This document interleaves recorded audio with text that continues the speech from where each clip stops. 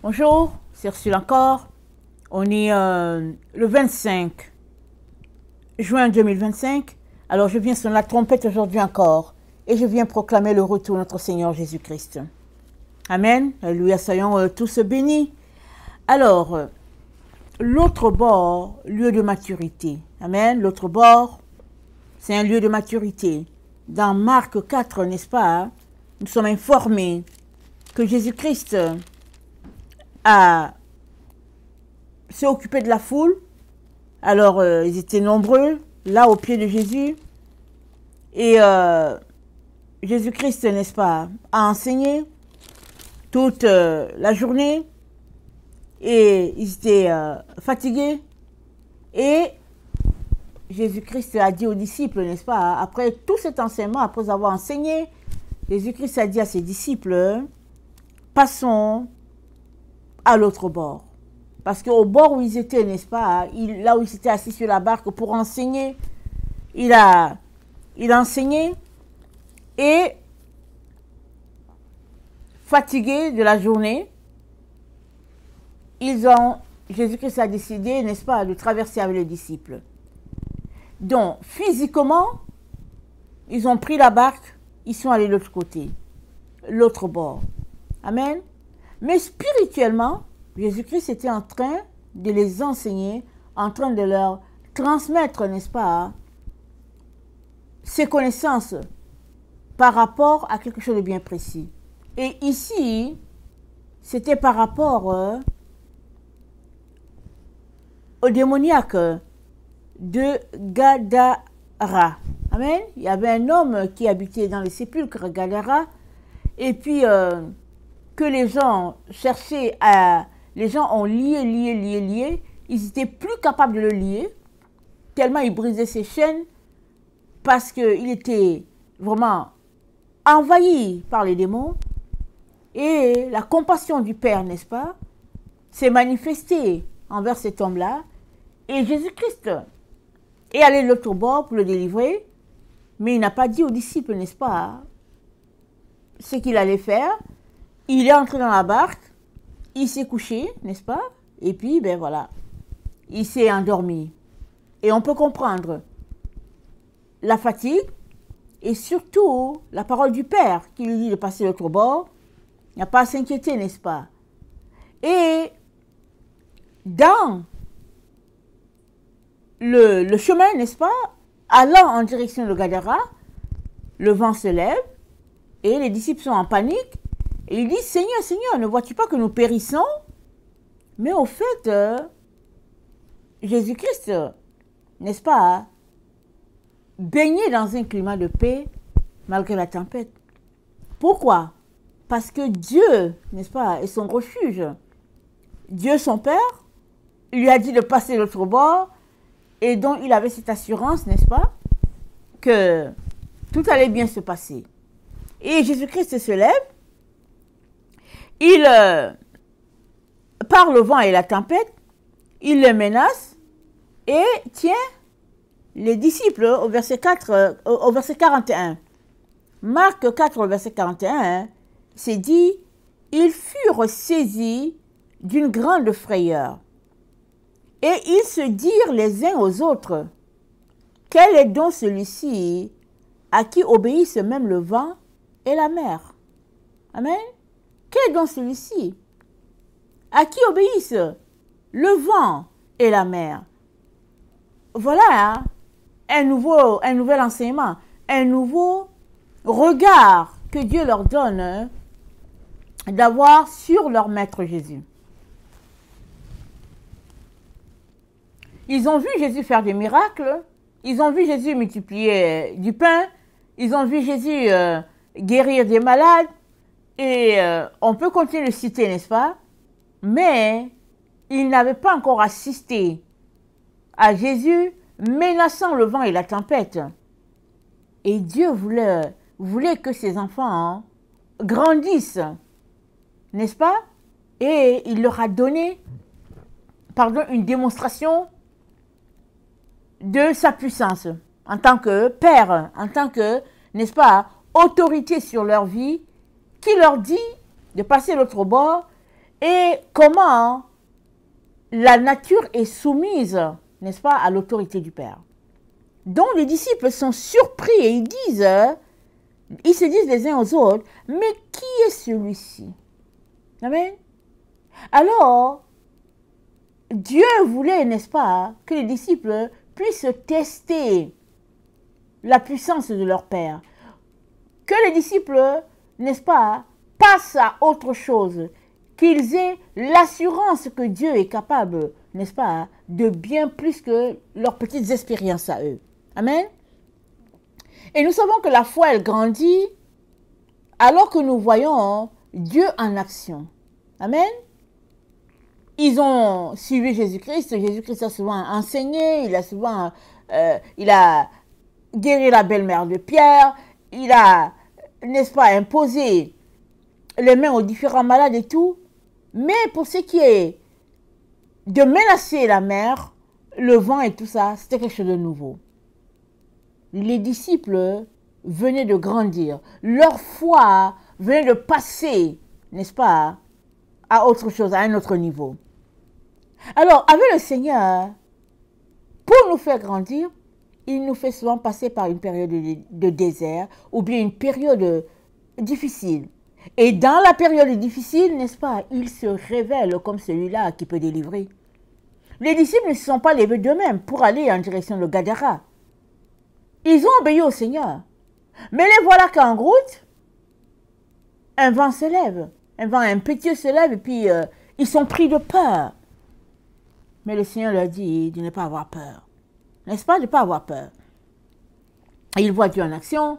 Ils arrivent à Gadara et l'homme possédé vient en leur direction et il se met à genoux devant le Seigneur. Il se met à genoux pour l'adorer. Alors, le Seigneur fait le travail pour lequel il allait à Gadara. Il délivre l'homme. Il s'enquiert, n'est-ce pas, de ce qui se passe. Et les démons disent, nous sommes légions. Nous sommes légions. Et les disciples sont là pendant que Jésus-Christ est en train de faire cette démonstration-là devant eux. Les disciples voient ce qui se passe. Amen. Et Jésus-Christ n'est pas là pour faire du show-off. C'est pas ça. Il est là pour délivrer un homme qui a besoin d'aide. Il est là pour enseigner les disciples, pour leur dire, voilà ce qui se passe et comment on devrait, n'est-ce pas, délivrer de tel type de situation, n'est-ce pas? Alors les disciples, ils assistent en direct à tout ce qui se passe. Amen. Et ça c'est le deuxième point, n'est-ce pas? Le troisième, c'est que une fois que l'homme est délivré, il dit à Jésus-Christ, j'aimerais te suivre. Amen. J'aimerais aller avec toi. J'aimerais lancer la parole aussi avec toi. Puisque Jésus-Christ était avec ses disciples. Alors, on comprend, n'est-ce pas, que la personne délivrée est désormais remplie de l'Esprit de Dieu et il y a une seule chose qu'elle veut. Aller répandre la vérité, n'est-ce pas, autour d'elle. Et c'est dit quoi? Dans Marc 5, verset 19, c'est dit, Jésus ne le lui permit pas. Mais il lui dit, va dans ta maison, vers les tiens, et raconte-leur tout ce que le Seigneur t'a fait et comment il a eu pitié de toi. Il s'en alla et se mit à publier dans la Décapole tout ce que Jésus avait fait pour lui, et tous furent dans l'étonnement. Amen. Il voulait aller avec Jésus, avec les disciples. Amen. Mais Jésus-Christ a dit non. Jésus-Christ lui a dit comment lui, il pouvait apporter sa part dans le royaume de Dieu. Jésus-Christ lui a dit, va vers les tiens, va dire ce que Dieu a fait pour toi. Et la personne est partie faire ce que Jésus-Christ lui a dit de faire. Maintenant, la question pour toi et moi, elle est celle-ci. Sommes-nous en train de faire ce que Dieu nous a demandé de faire? Amen. Sommes-nous vraiment en train d'obéir à Jésus-Christ, point par point, en train d'accomplir la mission qu'il nous a confiée? Souvent, en tant que ses enfants, on l'aime beaucoup, mais on se retrouve à faire des choses que nous, on aime dans la maison de Dieu. Amen. Suppose qu'on aime chanter, Et Jésus-Christ nous dit d'aller prêcher la parole, mais on aime chanter. Alors, on va créer une chorale. On va mettre en place une chorale parce qu'on aime les chorales. Et puis, voilà. Mais Jésus-Christ ne nous a pas dit de mettre en place une chorale. Il nous a dit d'aller prêcher la parole. Exemple. Amen. Donc, exemple, Jésus-Christ te dit, va prêcher la parole. Mais toi, tu aimes les chorales. Alors, tu prends le soin de mettre une chorale en place. Tu motives les gens à aller dans ta chorale. Vraiment, tu as des occasions où la chorale se présente ça et là, et puis ils font des concerts et tout. Et puis, vraiment, tout le monde aime entendre ta chorale. Et puis, les gens disent, ah, on est béni quand on écoute la chorale de ce frère, de cette sœur. Mais est-ce que Dieu est béni? Amen. Est-ce que Dieu est béni dans ce que tu fais? Parce que obéir, n'est-ce pas, ce n'est pas faire ce que notre cœur aimerait. Obéir, c'est faire ce que Dieu nous demande de faire. Amen. Jésus-Christ a dit, qui n'assemble pas avec moi disperse. Mais ce gars, il était en train d'assembler avec Jésus. Il n'était pas dans le même groupe que Jésus et les disciples, n'est-ce pas? Mais il faisait le travail que Dieu lui avait confié à travers, n'est-ce pas, Jésus. Il allait de décapole en décapole annoncer aux gens ce que Dieu avait fait pour lui. Il allait témoigner, il allait raconter aux gens ce qu'il était avant, comment il était possédé et comment Dieu l'avait délivré. Amen, c'est ça qu'il allait faire. Amen. Il était donc en train de faire le travail de Dieu pleinement. Il était donc avec Jésus-Christ. Alors un jour, les disciples ont dit au Seigneur, on a rencontré des personnes, une personne qui est en train de prêcher la parole de Dieu, et puis on l'en a empêché. Ils ont dit ça à Jésus. On l'en a empêché. Jésus-Christ a dit, mais pourquoi vous l'avez empêché? Il dit, si quelqu'un, n'est-ce pas, n'est pas contre nous, il est en train d'assembler avec nous. Amen. Il est en train d'assembler avec nous, donc vous n'avez pas besoin de l'empêcher. Laissez-le faire le travail. Les disciples ne comprenaient pas, ils étaient limités dans leur compréhension. Donc pour eux, c'était que eux, avec Jésus-Christ, qui pouvaient faire ce travail-là. Jésus-Christ a dit aux disciples, non, n'empêchez pas, n'est-ce pas, à cette personne de faire le travail. Il est aussi en train de faire le travail avec nous. Seulement que on n'est pas dans le même groupe, mais il fait le travail. Amen. C'est pareil, c'est la même chose aujourd'hui. Aujourd'hui, n'est-ce pas, il y a plusieurs groupes qui prêchent le Seigneur, qui annoncent le Seigneur. Plusieurs églises, plusieurs groupes, plusieurs dénominations. Mais la question est celle-ci. Est-ce que vraiment c'est Christ que nous sommes en train de prêcher? Ou bien est-ce que c'est nos programmes qu'on amène à la connaissance des gens? Est-ce que c'est Dieu qui nous a dit de faire ce qu'on est en train de faire là? Ou bien le faisons-nous parce que ça nous arrange? Amen. Donc, c'est à chacun de répondre à sa question, n'est-ce pas? Chacun d'avoir la réponse à cette question-là que le Seigneur nous pose tous. Parce que c'est très important de savoir si tu fais les choses de ta propre chair ou bien si c'est Dieu qui t'a confié le ministère là que tu as et que tu es en train de faire.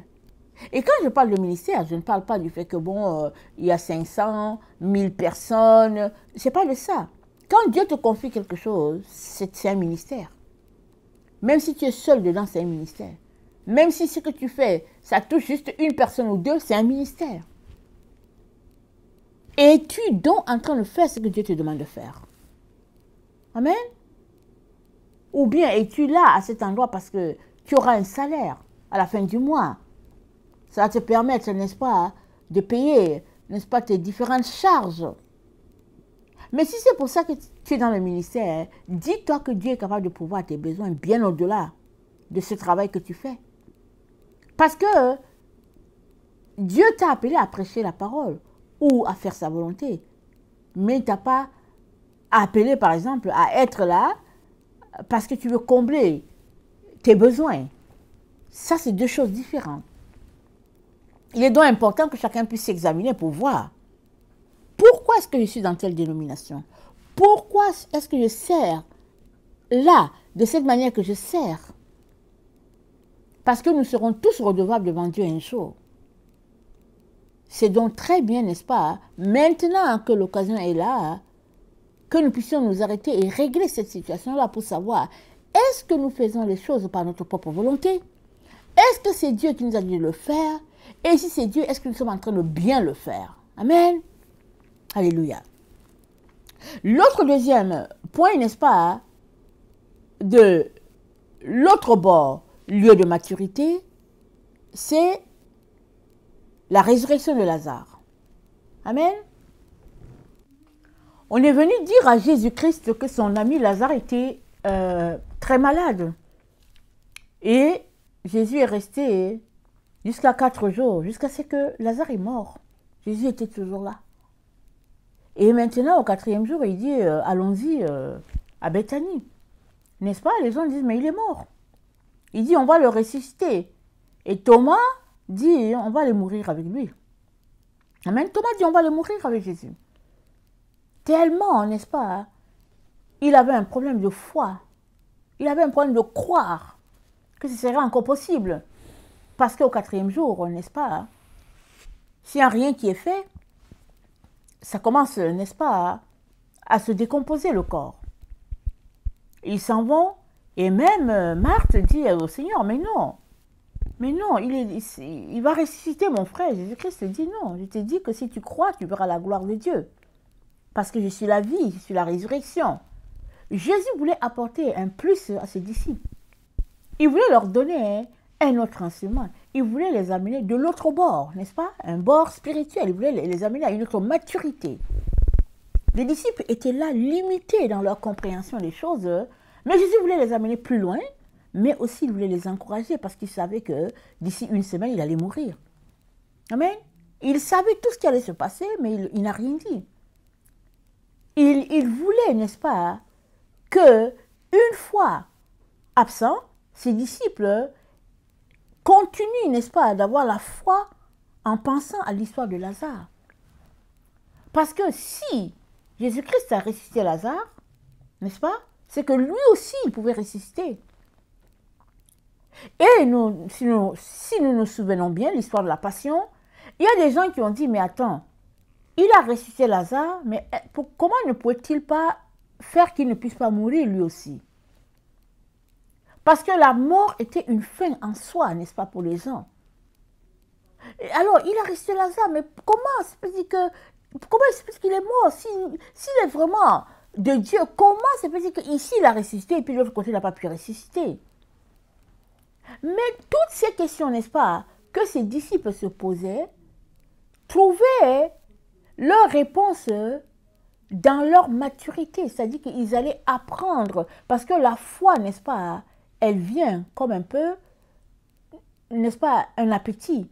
Quand tu commences à manger, tu manges la chose, tu te dis, ah ok, c'est bon, ah ok, je vais encore essayer un peu, et puis encore un peu. Amen. Donc Jésus-Christ était en train de bâtir la foi des disciples, tout en ressuscitant Lazare. Et qu'est-ce qui se passe? Il se passe que Jésus va au cimetière, il ressuscite Lazare, n'est-ce pas? Et la foule est en émoi.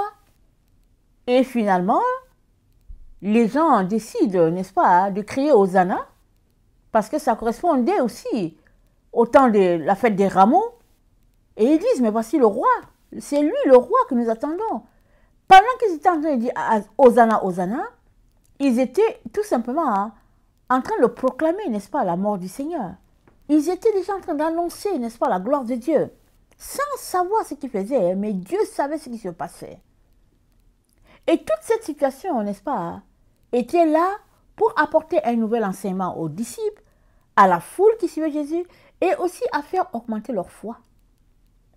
Si bien que, quand Jésus-Christ a été crucifié, n'est-ce pas, c'est un événement qui pouvait leur rester en mémoire. Surtout qu'ils ont presque tous fui, ils n'étaient pas là. À la crucifixion, il n'y a que Jean qui était là, parmi les disciples. Il n'y a que Jean qui était là, mais les autres avaient fui, ils avaient peur. Mais dans ce moment d'angoisse, n'est-ce pas, où ils étaient, certainement, la résurrection de Lazare devait leur revenir comme un peu une planche d'espoir, comme un filet sur lequel ils pouvaient se tenir pour dire que non, mais s'il a ressuscité Lazare, c'est que lui aussi il peut ressusciter. Tous ces éléments, n'est-ce pas, étaient là pour amener les disciples de l'autre bord. Jésus voulait les faire grandir, les amener ailleurs, leur faire quitter l'endroit où ils étaient stationnés spirituellement pour qu'ils apprennent plus. Amen. Et qu'ils grandissent. Tout cela pour dire que Dieu prend soin de ses brebis. Il prend soin de ses brebis. La question est-ce que tu veux, n'est-ce pas, que Jésus-Christ te conduise? Si tu as fait de Jésus-Christ ton maître et que tu veux qu'il te conduise, alors Jésus-Christ va te conduire. Tu peux être sûr de ça. Nous avons ces deux exemples-là. Il va te conduire, il va t'amener à passer de l'autre bord parce qu'il veut que tu grandisses, il ne veut pas que tu restes à cet endroit stationnaire, il veut t'amener ailleurs. Mais, est-ce que tu veux? Et si tu veux, la demande, c'est de lui laisser les rênes, c'est de lui laisser la direction, c'est de lui laisser le volant. Parce que souvent on dit que oui, Jésus, on veut, mais on a les mains sur le volant. On dit plutôt à Jésus, oui Jésus, je veux, mais assois-toi à côté de moi, je vais te conduire.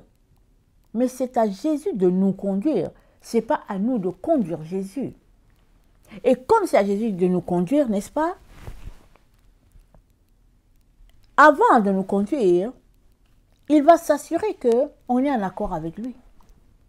Il ne va pas forcer, il ne va pas te forcer. Il va juste t'amener, n'est-ce pas, dans une situation où tu réalises que tu as besoin de lui et tu as besoin de plus. Et maintenant, si tu es prêt, alors vous allez aller de l'avant. Il va t'amener, il va te faire faire un pas de plus dans ta marche avec lui. Tout se passe au niveau de ton cœur. Amen. Tout est au niveau de ton cœur. Si tu ne veux pas, alors Jésus a beau vouloir, rien ne se passera. Parce que ton cœur ne veut pas. Mais si ton cœur veut passer de l'autre bord, alors Jésus-Christ est prêt à te faire passer de l'autre bord. Il faudrait tout simplement que tu enlèves toutes les barrières que tu mets sur ton chemin, que tu enlèves toutes les restrictions et que tu veuilles, n'est-ce pas, aller à la suite de ton maître. C'est cela, suivre Jésus. Amen. C'est cela, suivre Jésus. Jésus-Christ a dit, si quelqu'un veut me suivre, si quelqu'un veut venir après moi, n'est-ce pas, qu'il renonce à lui-même, qu'il se charge de sa croix et qu'il me suive. C'est une vie de renoncement à tous les jours, mais ce n'est pas un renoncement pénible. C'est un renoncement où toi-même, n'est-ce pas, tu réalises ton besoin de ton Seigneur, ton besoin d'avoir plus pour pouvoir, n'est-ce pas, rassembler les enfants de Dieu. Et alors que, n'est-ce pas, tu soupires à plus, le Saint-Esprit va venir te remplir, te conduire, te diriger pour que tu aies ce plus-là, parce que c'est un plus pour la gloire de Dieu. Amen. Alors, je reviens encore sur la question que le Seigneur nous a posée. Il n'y a pas longtemps. Est-ce que tu es en train de faire ce que Jésus-Christ t'a demandé de faire? Ou bien es-tu en train de faire ce qu'un homme t'a demandé de faire? Ou bien es-tu en train de faire ce que ton besoin des choses matérielles te pousse à faire?